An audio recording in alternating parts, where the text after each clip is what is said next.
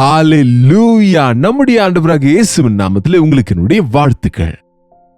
Good morning. எழுந்துட்டீங்களா? ஒருவேளை நீங்க வெளிநாடுகள்ல இருந்து பார்த்து கொண்டிருக்கலாம். Good afternoon or good evening, whatever the time may be. The time we spend with the Lord is the greatest time in the whole world. இல்லையா? உலகத்திலேயே மிக முக்கியமான நேரம் எங்கெங்கேயோ செல்வதல்ல, எதையோ பார்ப்பது அல்ல, ஆனால் என்னுடைய ஆண்டவருடைய சமூகத்தில் நிறைவான சந்தோஷம் இருக்கிறது. நாம் அவருடைய நாமத்திலே கூடி வரும்போது, ஒரு வசனத்தை தியானிக்கும் போது அவருடைய சமூகம் நம் நடுவே இருக்கும். ஒரு சிறிய ஜெபம். பரிசுத்தரே, உமக்கு நன்றி ஆண்டவரே. இன்னொரு முறை உம்முடைய பிரசன்னத்துக்கு நாங்கள் வருகின்றோம். உம்முடைய சமூகத்தை எங்களுக்கு தந்தருளி எங்களுக்கு நெருக்கமாக வாருமப்பா. உம்முடைய வார்த்தைகள் நாங்கள் கேட்க செய்து எங்களை ஆசீர்வதிக்கும்படிக்கு இயேசுவின் நாமத்திலே ஜெபிக்கிறோம் பிதாவே. ஆமென்.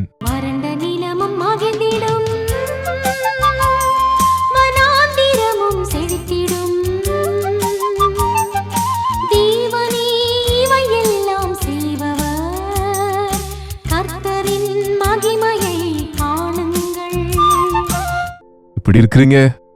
கடந்த இரவு நிம்மதியாக நீங்க தூங்குனீங்களா? தேவனை துதிக்கிறீர்களா? துக்கங்கள், வருத்தங்கள், கஷ்டங்களோடு போராடுகிறீர்களா? தீவிரமா இந்த உலக சம்பந்தப்பட்ட காரியங்களில் பங்கு பெற்றுக்கொண்டு எவைகளை சம்பாதிக்க வேண்டும், கட்ட வேண்டும், பிசினஸ் பண்ண வேண்டும், அதை செய்யணும், இதை செய்யணும். இன்றைக்கு மனிதன் ஓடோடி எதையோ சாதிக்க நினைக்கின்றான். ஆனால் எல்லாவற்றிலும் தோற்று போகிறான். ஒரு சிலர் ஒவ்வொன்றுக்கும் ஒரு சாக்கு சொல்லுவார்கள். என்ன செய்து கொண்டிருக்கிறீங்க? எதையும் செய்ய விட மாட்டேங்கிறான் இந்த சாத்தான். ஜெபிப்பதற்கும் தடை செய்கிறான் இந்த சாத்தான். பைபிள் வாசிக்க விட மாட்டேங்கிறான் இந்த சாத்தான். சர்ச்சுக்கும் போக விடுவதில்லை இந்த சாத்தான். காணிக்கை கொடுக்கலாம் என்னும் போதெல்லாம் சாத்தான் ஏதோ செய்கிறான். சந்தோஷமா இருக்கலாம் என்று நினைத்தால் சாத்தான் என்னை வருத்தப்படுத்துகிறான். என்னங்க எல்லாவற்றுக்கும் அவனே சொல்லுகிறீங்க? அவன் நமக்கு எதிரி. அவனுடைய வேலையே அது. அவனுடைய வேலை அழித்து போடுவது, நாசம் செய்வது, வேதனைப்படுத்துவது, துக்கப்படுத்துவது, ஏமாற்றுவது, நம்மை வழி தவற செய்வது.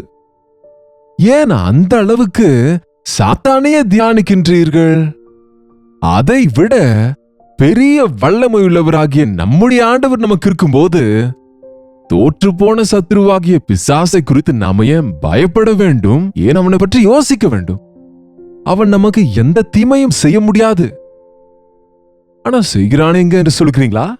ஆமாம், பின்ன பாருங்க, தேவனுக்கு நெருக்கமா இருந்தால் பிசாசுக்கு தூரமாகும். ஒரு முறை பாருங்கள், யாக்கோபின் நிருபம் 4ஆம் அதிகாரம் 7வது வசனம். ஆகையால் தேவனுக்கு கீழ்ப்படிந்திருங்கள், பிசாசுக்கு எதிர்த்து நில்லுங்கள், அப்பொழுது அவன் உங்களை விட்டு ஓடி போவான். தேவனுக்கு கீழ்ப்படிந்து இருங்கள், பிசாசுக்கு எதிர்த்து நில்லுங்கள். எப்போது? அப்பொழுது அவன் உங்களை விட்டு ஓடியே போய்விடுவான். நாம் தேவனுக்கு கீழ்ப்படிய மாட்டோம். நாம் தேவனிடத்தில் ஜெபிக்க மாட்டோம். நாம் தேவனுடைய வசனத்தின்படி வாழ மாட்டோம். நாம் நமக்கு சோதனை உண்டாக்குற இடங்களுக்கு செல்லுவோம். பிசாசு வசிக்கின்ற இடங்களுக்கும் செல்லுவோம். பாவத்தின் இடங்களிலே அலைந்து கொண்டிருப்போம். தேவனுக்கு விரோதமான காரியங்களிலே நாம பங்கு பெறுகிறவர்களா இருப்போம்.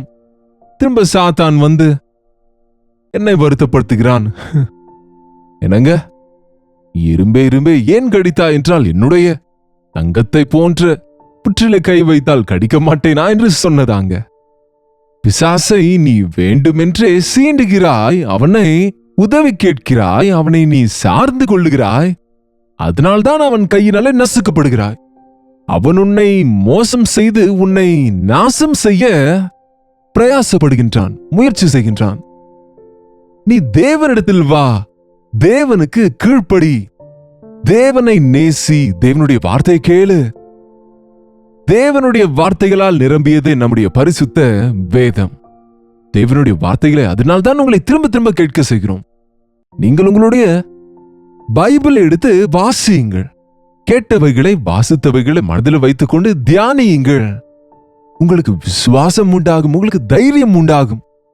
உங்களுக்கு எது நன்மை எது தீமை என்று அறிந்து கொள்ளக்கூடிய பகுத்தறியும் ஞானம் உண்டாகும். வசனம் நமக்கு ஞானத்தை உண்டாக்குகிறது. உலக சம்பந்தப்பட்ட ஞானம் அல்ல, தெய்வீக பகுத்தறியும் ஞானத்தை நாம சம்பாதித்துக் கொள்வோம். தேவனுக்கு கீழ்ப்படிந்து இருங்கள், தேவனுக்கு நெருக்கமாயிருங்கள், பிசாசுக்கு எதிர்த்து நில்லுங்கள். சாத்தானிடத்துல சமாதானப்பட வேண்டாம், சாத்தானிடத்துல கெஞ்சி கொண்டிருக்க வேண்டாம். அடா அநேகர் ப்ளீஸ் ப்ளீஸ் சாத்தானே என்னுடைய பேச்சுக்கு வராது என்பது போல் அவனுக்கு பயந்து கொண்டிருந்தால் தலைக்கேற மாட்டானா? பிசாசை எதிர்த்து நில்லுங்கள், நாசரேயனாகிய இயேசுவின் நாமத்திலே போ என்று சொல்லுங்கள். அதற்கு பாஸ்டர் வர தேவையில்லை. இயேசுவின் நாமத்தில் இருக்கும் வல்லமையை நீ விசுவாசித்தாலும் அற்புதங்கள் நடக்கும். ஏசாண்டவர் நாமத்திலே வல்லமை இருக்கிறது. அவர் உன்னோடு இருந்தால், அவருக்கு நீ சமீபமா இருந்தால், அவருடைய வார்த்தையின்படி நீ நடந்து கொண்டிருந்தால் பிசாசு உன்னை தொட முடியாதுங்க. அவன் பயமுறுத்துவான், அவ்வளவுதான். குறைக்கிற நாய் கடிக்காது என்பார்கள். தெருவில் நம்ம போகும்போது நாய்கள் குறைக்கிறது என்று சொன்னால் நாம பயந்து போகிறோம். ஆனால் அது ஏன் முதல்ல கத்துதுன்னு தெரியுமா? அவைகள் நம்மை பார்த்து பயந்து குறைக்கிறது. நம்மை பார்த்து பயப்படுகிறவர்களை பார்த்து நாம பயந்து ஓடி போகின்றோம். அதனால் நம்மை துரத்துகிறது. புரிந்ததா? சாத்தானும் அப்படிதாங்க. அவனுக்கு பயந்தால் அவன் பயமுறுத்துவான், அவனை எதிர்த்தால் அவன் ஓடி போவான். விசுவாசத்தோடு முழங்கால் ஜெபம் செய்கிறவர்கள், விசுவாசத்தோடு இயேசுவின் நாமத்தை உச்சரிக்கிறவர்கள், தேவனுடைய வசனத்தின்படியாய் நடந்து கொள்ளுகிறவர்களின் அருகாமையில் கூட பிசாசால் வர முடியாது. தேவனுக்கு சமீபமாயிருங்கள், பிசாசுக்கு எதிர்த்து நில்லுங்கள், அப்பொழுது அவன் உங்களை விட்டு ஓடி போவான். எப்போது? நீங்கள் தேவனுக்கு சமீபமா இருக்க வேண்டும் ஒன்று. இரண்டாவது, அவனுக்கு எதிர்த்து நிற்க வேண்டும். பிசாசுக்கு எதிர்த்து நில்லுங்கள். நான் எதிர்க்கிறேங்க, அவன் போவதில்லை என்று சொல்லுறீங்க. ஆனா நீங்கள் ஆண்டவருக்கு கீழ்ப்படுகிறீங்களா? நீங்க ஆண்டவருக்கு சமீபமா இருக்கிறீங்களா? நீங்க தேவனுக்கு தூரமா இருந்து, நீங்க தேவனை, அவருடைய நாமத்தை நீங்கள் உச்சரிக்கிறதுனால் மட்டும், அவருடைய வார்த்தைக்கு நீங்களே கீழ்ப்படியாவிட்டால், அவரை நீங்களே விசுவாசிக்காவிட்டால், அவனுக்கு எல்லாம் தெரியுங்க. பிசாசுக்கும் உங்கள் பக்தி வெறும் சத்தம்தான் தவிர ஆழ்மனதில சக்தி இல்லை என்று, உங்களுக்கு விசுவாசம் இல்லை என்று வெறுமனே சத்தம் எழுப்புகிறீர்கள் என்று. அதனாலதான் பாருங்க, எவ்வளவு பேர், எத்தனை பேர் பிசாசை எதிர்த்தாலும் இன்னும் அவன் எழுந்து வந்து கொண்டிருக்கிறான். காரணம், முதலாவது நீ தேவனுக்கு கீழ்ப்படியாவிட்டால் பிசாசுக்கு இடம் கொடுத்தது போல. பிசாசுக்கு இடம் கொடாதிருங்கள். பிசாசுக்கு சம்பந்தப்பட்ட எதுவும் உங்களிடத்தில் இருக்க விடாதிருங்கள். சாத்தான் சம்பந்தப்பட்டது உங்களிடத்தில் இருக்கக்கூடாது. பாருங்க, திருடியதும் ஏமாற்றியதும் விக்கிரக சம்பந்தப்பட்டதும் அசுத்தமானதும் உங்களிடத்தில் இருக்கும்போது பிசாசு உங்கள் மேல் மேல் ஏன் வருகிறான் என்றால், உங்கள் மீது அன்போடு அல்ல, அவன் உங்களுக்குள் இருக்கிற பாவத்தை ஆதாரமாக்கி கொண்டு வருகிறான். ஒரு ஈ நம் மீது மொய்க்கிறது என்றால், அது எத்தனை முறை துரத்தினாலும் மீண்டும் மீண்டும் வந்து மொய்க்கிறது என்றால், அங்க ஏதோ அதற்கு எந்த ஸ்வீட்டோ, எந்த வெல்லமோ, எந்த சாக்லேட்டோ அதற்கு அங்கே இருக்கு. நீ எத்தனை முறை துரத்தினாலும் அது அதற்காக தான் வருகிறது. நீ அதை கழுவிக்கொண்டால் அது உன் பக்கமே வராது.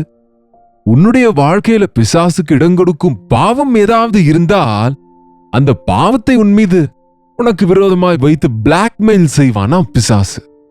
அதற்குதான் உன் பாவத்தை உனக்கு விரோதமாய் பிசாசு எடுத்து குற்றம் சாட்டுவதற்கு முன்பே உன்னுடைய தவறை நீ இயேசு ஆண்டவரிடத்தில் அறிக்கையிட்டால், ஆண்டவரே நான் தவறு செய்தேன், ஆண்டவரே பாவம் செய்தேன், உமக்கு விரோதமாய் நான் நடந்து கொண்டேன் என்று உங்கள் தவறை எப்போதுக்கு அப்பொழுது முழங்காலில் விழுந்து தேவனுக்கு தெரியப்படுத்தினால், உங்களுக்கு தெரியும் இல்லையா, நம்முடைய பாவங்களை அறிக்கை செய்தால் அவர் உண்மையும் நீதியும் உள்ளவருமா இருக்கிறதுனால் நம் சகல அநியாயத்தையும் நீக்கி நம்மை சுத்திகரிப்பார். அந்த பாவத்தின் கரைகளை இயேசு கிறிஸ்துவின் ரத்தம் நம் சகல பாவங்களையும் நீக்கி சுத்திகரிக்கிறது. பாவத்தை மறைத்து வைக்க வேண்டாம், நாளைக்கு சரி செய்வேன் என்று நினைக்க வேண்டாம். பாவம் நம்மிடத்தில் இருந்தால் நாம் தேவனுக்கு தூரமாக சென்று விடுவோம். அவர் தூரமாக மாட்டார், அவர் எப்பொழுதும் ஒரே இடத்தில் இருப்பார். நாம் அநேக நேரம் நினைப்போம், ஆண்டவரே நீர் எனக்கு தூரமாகி விட்டீர். அவருக்கு போவதற்கும் வருவதற்கும் இல்லை. அவர் மாறாதவர், அவர் மாற்றம் இல்லாதவர்.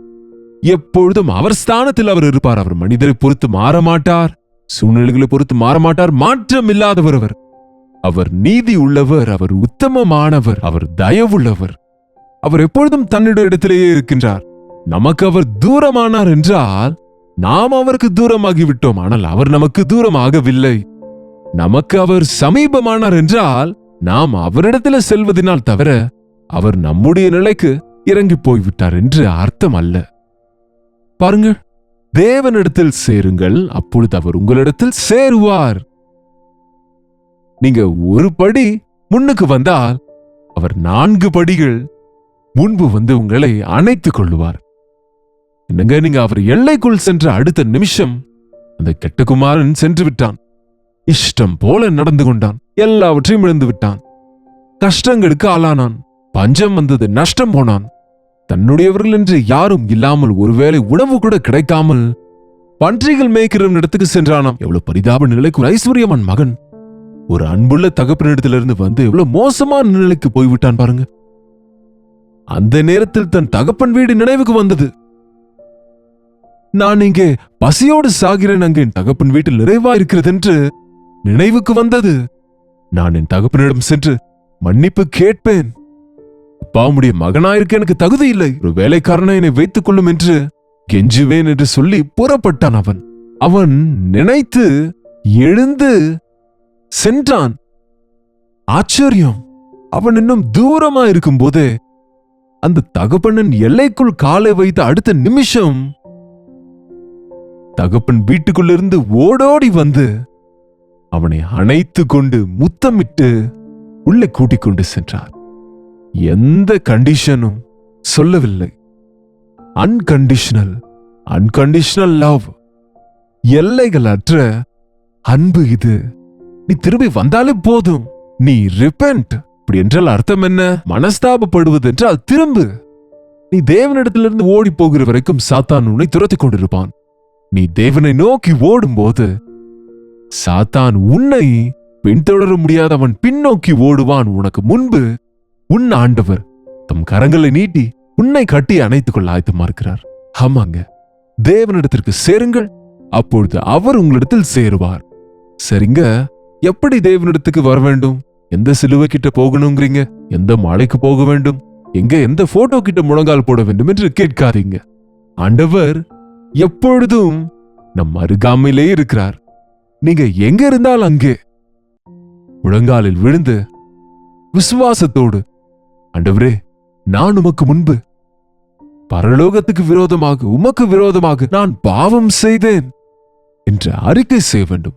நம்முடைய பாவங்களை நாம அறிக்கை செய்தால் போதும், அடுத்த நிமிஷம் நம்மை அவர் அணைத்துக் கொள்ளுவார்.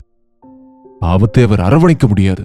நீதியை நேசித்து அநீதியை வெறுக்கிறவர் நம்முடைய ஆண்டவர்.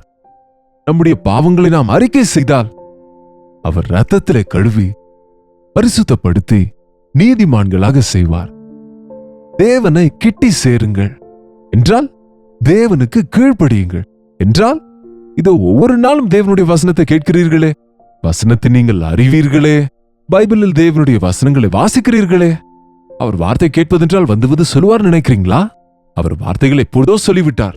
அநேக விதத்திலே 10 கட்டளைகளின் கருத்தே அவருடைய நோக்கம். அது அவைகளை 2 கட்டளைகளாக மாற்றி புதிய ஏற்பாட்டிலே நமக்கு தந்திருக்கிறார். தேவனை நேசியுங்கள், நீங்க மற்றவங்களையும் நேசியுங்கள். உன் முழு இருதயத்தோடு, உன் முழு ஆத்மாவோடு, உன் முழு மனதோடு, முழு பலத்தோடு உன் தேவனில் அன்பு கூறு என்று சொன்னால், இந்த உலக அன்புகள் எதுவுமே உனக்கு ஈடு செய்யாது. எதன் மீதும் உன் மனது போகாது. மாம்ச இச்சைகளுக்கு நீ இடம் தரமாட்டாய், பண ஆசைக்கு இடம் கொடுக்க மாட்டாய், உலகத்துக்கும் உலக காரியங்களுக்கும் உலக ஆசைகளுக்கும் இடம் கொடுக்க மாட்டாய். 2வது, உன் பிறனை நீ நேசி, உன்னை போல உன் பிறனை நேசி. நீ மற்றவர்களை நேசிக்கும் போது உனக்கு நீ தீங்கு செய்ய மாட்டாயே, அதுபோல மற்றவர்களுக்கும் நீ தீங்கு செய்ய மாட்டாய். என்றால் அவர்களிடத்தில் திருட மாட்டாய், அவர்களை ஏமாற்ற மாட்டாய், அவர்கள் மீது எந்த பொறாமையும் வைக்க மாட்டாய், கோபப்பட மாட்டாய், அவர்கள் மீது பகை பிடிக்க மாட்டாய், அவர்களுக்கு தீங்கு செய்ய மாட்டாய், அவர்களை கொலை செய்ய மாட்டாய், அவர்களை மன்னிப்பாய். எப்பொழுது நாம தேவனுடைய வார்த்தையின்படி நடந்து கொள்ளுவோமோ, தேவன் நம் பட்சத்துல இருந்து நமக்கு நன்மை செய்வார், நமக்கு வெற்றியை தருவார். தேவனோடு நாம் இணையும் போது பிசாசு வாளை சுருட்டி கொண்டு ஓடி போவான். தேவனிடத்துக்கு வா, அவர் உன்னிடத்துக்கு வருவார். தேவனிடத்திற்கு வா, அவர் கரங்களை நீட்டி இருக்கிறார். கீழ்ப்படியாதவர்களை நோக்கி நாளெல்லாம் அவருடைய கரங்கள் நீட்டப்பட்டிருக்கிறது என்று வேதம் சொல்கிறது. உன் துன்மார்க்க வழிகளை விட்டுவிடு, நீ இருக்கிற விபச்சார குடிக்குள் ஆண்டவர் வரமாட்டார். ஆனால் உன் தவறை நீ உணர்ந்து வெளியே வந்தால், உன் தவறை நீ உணர்ந்து முழங்காலில் விழுந்தால், தகப்பனே உமக்கு விரோதமாய் நான் பாவம் செய்தேன் என்று மனஸ்தாபப்பட்டான் பாருங்க தாவீது. இசோப்பினால் என்னை கழுவும், சமூகத்தினின்று என்னை தள்ளாதிரும், பரிசுத்த ஆவியின் இருதயத்திலிருந்து எடுத்து போடாதிரும் என்று கதறியது போல் கண்ணீரோடு ஜெபிக்கிறார் 51ஆம் சங்கீதத்துல. நீங்க வாசியுங்கள். மனம் திரும்ப வேண்டும் என்றால் அந்த சங்கீதம் வாசியுங்கள். தேவன் பாருங்க, உடைந்து நொறுங்கி இருதயம் உடையவர்களுக்கு அவர் நெருக்கமா இருக்கிறார். நீ எப்பொழுது கண்ணீரோடு உடைந்த இருதயத்தோடு மனஸ்தாபத்தோடு ஜெபிக்கின்றாயோ, ஆண்டவர் உனக்கு சமீபமாய் வருவார். ஆண்டவருடைய எல்லைக்குள் நீ வந்து விடுவாய். நான் மகத்துவரும் உன்னதரும் உன்னதமான இடத்துல வாசம் பண்ணுகிறவருமா இருக்கிறேன். ஆனாலும் பணிந்த ஆவியையும் நொறுங்கின இருதயத்தையும் உடையவரிடத்துல வாசம் பண்ண விரும்புகிறேன் என்று சொன்னார். உடைந்து நொறுங்கி இருதயத்தோடு தேவனுக்காக வாஞ்சிக்கிறவர்களே, அவர்கள் இருதயத்தை தேவன் தம் ஆலயமாக்க, அவர்கள் இருதயத்தில் அவர் வாசம் செய்ய அப்பொழுதும் இப்போதும் எப்போதும் ஆயத்தமாகவே இருக்கிறார். ஒரே ஆண்டவர் ஒரே நேரத்தில் எல்லார் இருதயத்திலையும் இருக்க முடியுங்க. வானமின் சிங்காசனம் பூமியின் பாதப்படி என்ற ஆண்டவருக்கு அது அசாத்தியமா? ஒரே முறை நம்ம எல்லாருடைய ஜபத்தையும் கேட்கக்கூடிய அளவுக்கு பெரியவர் அவர். ஒரே முறை எல்லாருடைய ஜபங்களுக்கும் பதில் தரக்கூடிய அளவுக்கு மகத்துவம் உள்ளவர் நம்முடைய ஆண்டவராக இயேசு கிறிஸ்து. ஆகவே I don't want to disturb தேவனை. டிஸ்டர்ப் செய்ய விரும்பவில்லைங்க.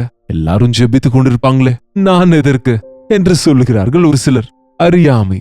உன் ஜபத்துக்கு உன் சேனல் எப்பொழுதும் செப்பரேட்டா இருக்கும். தேவனுக்கு உன் ஜபத்தை கேட்க அவர் பிரியமுள்ளவரா இருக்கிறார். உன் விண்ணப்பத்தை கேட்க அவர் ஆயத்தமா இருக்கிறார். நாம நினைக்கிறபடி ஒரு ரூபமுடையவர் அல்ல ஆண்டவர். அவர் எல்லையில்லாதவர், ஆதியும் அந்தமுமா இருக்கிறவர். ஆதியும் தெரியும் அவருக்கு, அந்தமும் தெரியும் அவருக்கு. தேவனிடத்துக்கு வா. உடைந்து நொறுங்கிய இருதயத்தோடு ஆண்டவரே என்று நீ கூப்பிட்டால் உன் ஜபத்தை கேட்க அவர் எப்பொழுதும் ஆயத்தமா இருக்கிறார். ஒவ்வொரு காலையும் தேவ சமூகத்தில் உம்முடைய வார்த்தை இன்றைக்கு எனக்கு என்ன என்று கேட்டு அறிந்து கொள்ளுங்கள். ஒவ்வொரு நாளும் ஏன் நீங்க அப்படி அவசரமாய், பதட்டமாய், வேகமாய் அந்த வேலை இது அது இது என்று ஓடுகிறீர்கள்? தேவனுக்கு சொல்லாமல், தேவனுடைய துணை பெற்றுக் கொள்ளாமல், தேவனுடைய உதவியை கேட்காமல் நீங்கள் உங்கள் இஷ்டம் போல முயற்சிகள் செய்யும் போது நீங்கள் சாத்தானுக்கு நெருக்கமாகிறீர்கள். அவன் கையினாலே நசுக்கப்படுகிறீர்கள். உம்முடைய சமூகம் என்னோடு வராவிட்டால் என்னை போக விடாதேயும் என்ற மோசேயை போன்ற சிறிய ஜெபத்தை செய்துவிட்டு உங்க வீட்டில இருந்து புறப்படுங்க. உங்க வேலைகளுக்கோ எங்கு சென்றாலும் கூட அப்பொழுது நீங்கள் செய்வதெல்லாம் அது வாய்க்கும். ஆண்டவரிடத்தில் வாருங்கள். அப்பொழுது அவர் உங்களிடத்தில் வருவார். எல்லாவற்றுக்கும் சாத்தானின் மீது சாக்கு சொல்லாதிருங்கள். அவன் வேலையே சோதிப்பவன், அவன் ஏமாற்றுபவன், அவன் தந்திரவாதி, அவன் பொய்யன், அவன் அழிவின் புத்திரன். தேவனின் பிள்ளையா இருக்கிற உன்னை அவன் தொட முடியாது. உன்னை தொடுகிறவன் என் கண்ணின் மணியை தொடுகிறான் என்று சொல்லி ஆண்டவர் சொன்னது போல, கண்மணியை காப்பது போல காப்பாற்றுகிற ஆண்டவர் எனக்கு இருக்கிறார். பிசாசியன் பக்கம் வர முடியாது என்ற விசுவாசத்தோடு தேவனுடைய சமூகத்தை கொண்டு அவர் கிருபைக்காக வேண்டிக் கொண்டால், அவருடைய ஆவியால் நிரப்பப்பட்டவர்களாக தேவ சமூகத்திலே ஒவ்வொரு நாளும் நம்முடைய அதிகாலை நேரத்தை நாம தொடங்குவோம். நாம் மாலையிலே திரும்ப வீட்டுக்கு போகும்போதும் தொடர்ந்து அவருடைய உதவியை நம்ம நாடுவோம். ஒருவேளை அந்த நாளில் நாம் தேவனுக்கு தூரமாய் சென்றிருந்தால், நாம் அந்நியர்களிடத்துல போகும்போது, உலகத்துக்குள்ளே போகும்போது உலக கரை அழுக்கு நம்மை ஒட்டிக்கொண்டால், படுக்கைக்கு செல்லும் முன்பே நாம தேவ சமூகத்திலே சரி செய்து கொண்டு அவர் இரத்தத்திலே சுத்திகரிக்கப்படும்படி அறிக்கை செய்து விட்டுவிடும் போது அற்புதமான சாட்சியை, வெற்றி வாழ்க்கையை நாம் காப்பாற்றிக் கொள்ள முடியும். கண்களை மூடுங்கள், ஜெபம் செய்வோம்.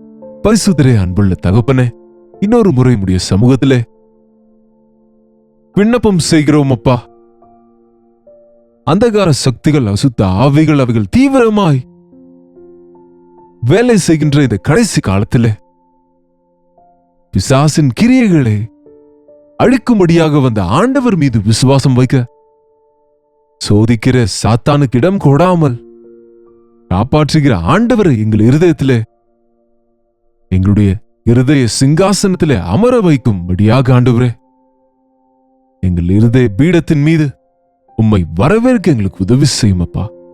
உம்மோடு இருந்தால் எந்த ஆபத்தும் எங்களுக்கு வராதென்று, நீர் எங்களுக்கு துணை இருந்தால் எந்த தீங்கும் எங்களை தொடாதென்று உம் பட்சத்தில் நாங்கள் இருக்கும்போது பிசாசு எங்களையும் எங்கள் தலை முடியையும் கூட தொட முடியாதென்று விசுவாசிப்பதற்கு அணு அணுவாக சோதிக்கிறவன் சோதிக்கும் போது ஒவ்வொரு நிமிஷமும் தேவனோடு உறவாடுகிறவர்களாக பிசாசுக்கு எதிர்த்து நின்று ஆவிக்குரிய வாழ்க்கையில தொடர்ந்து முன் செல்லவும் உம்முடைய திட்டங்களின்படி வாழ்ந்து உம்முடைய நாமத்தை மகிமைப்படுத்தவும் தோற்று போன விசுவாசிகளாய் கிறிஸ்தவர்களாய் இல்லாமல் பிசாசுக்கு எதிர்த்து நின்று ஜெயிக்கிற வெற்றியுள்ளவர்களாய் வாழ எங்கள் ஒவ்வொருவருக்கும் உதவி செய்யும்படியாய் இயேசுவின் நாமத்திலே ஜெபிக்கிறோம் நல்ல பிதாவே, ஆமென்.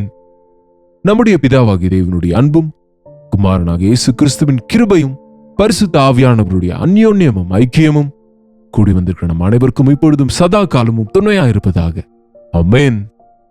தேவனுக்கு ஸ்தோத்திரம். உங்களுடைய ஜெப விண்ணப்பங்களையும் பாருங்களை எங்களுக்கு தெரியப்படுத்துவதற்கு 8939801234 என்ற நம்பருக்கு ஒரு டெக்ஸ்ட் அல்லது வாய்ஸ் மெசேஜ் மூலம் வாட்ஸ்அப் பண்ணுங்க. உங்களுக்காக நாங்க ஜெபிக்கிறோம், நீங்களும் ஜெபிங்க. தேவன் நிச்சயமாக நமக்கு உதவி செய்வார். கர்த்தருக்கு சித்தமானால் நாளைக்கும் இதே நேரத்திலே அனுதின தியான நிகழ்ச்சியிலே கர்த்தருடைய வார்த்தையோடு உங்களை சந்திக்கிறேன். அதுவரை கர்த்தருடைய கிருபை உங்களுக்கு துணையாக இருப்பதாக.